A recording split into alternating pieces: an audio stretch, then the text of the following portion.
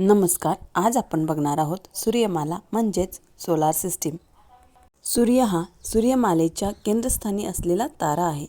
इतर ग्रह सूर्याभोवती प्रदक्षिणा घालतात.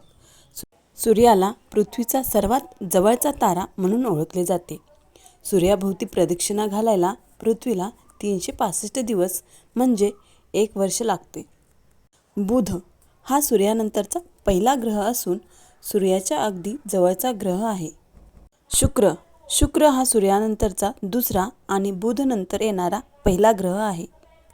पृथ्वी जवळचा ग्रह म्हणून सुद्धा शुक्रला ओळखले जाते. पृथ्वी हा सूर्यमालेतील 3ऱ्या क्रमांकाचा ग्रह आहे. पृथ्वीला निळा ग्रह असेही म्हणतात. सूर्यमालेतील पृथ्वी हा एकमेव ग्रह आहे जिथे जीवन आणि मानवी वस्ती आहे. मंगळ हा सूर्यमालिकेतील 4थ्या क्रमांकाचा ग्रह आहे. तांबूस लाल रंगाने मंगळ ग्रह पटकन लक्ष वेधून घेतो. गुरु हा सूर्यमालिकेतील 5व्या स्थानावर आहे आणि आकाराने सर्वात मोठा ग्रह आहे. शनी हा सूर्यमालिकेतील 6व्या स्थानावर आहे. युरेनस हा सूर्यमालिकेतील 7व्या क्रमांकाचा ग्रह आहे.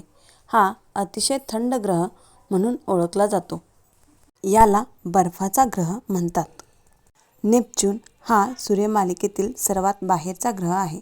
हा सर्वात लांबचा ग्रह आहे. याला युरेनसप्रमाणे बर्फाचा ग्रह सुद्धा म्हणतात. सूर्यमालेतील ग्रह इंग्रजीमध्ये बघूया. सूर्य म्हणजे सन, बुध म्हणजे मर्क्युरी, शुक्र म्हणजे वेनस, पृथ्वी म्हणजे अर्थ, मंगळ म्हणजे मार्स, गुरु म्हणजे ज्युपिटर, शनी म्हणजे सॅटर्न, युरेनस म्हणजे युरेनस, नेपच्यून म्हणजे नेपच्यून. अशा प्रकारे आपण इंग्रजीमध्ये बघितलेले आहे.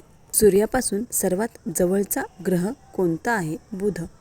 पृथ्वीपासून सर्वात जवळचा ग्रह कोणता आहे? शुक्र. सूर्यासाठी सर्वात दूरचा ग्रह कोणता आहे? नेपच्यून. पृथ्वीपासून सर्वात दूरचा ग्रह कोणता आहे? नेपच्यून.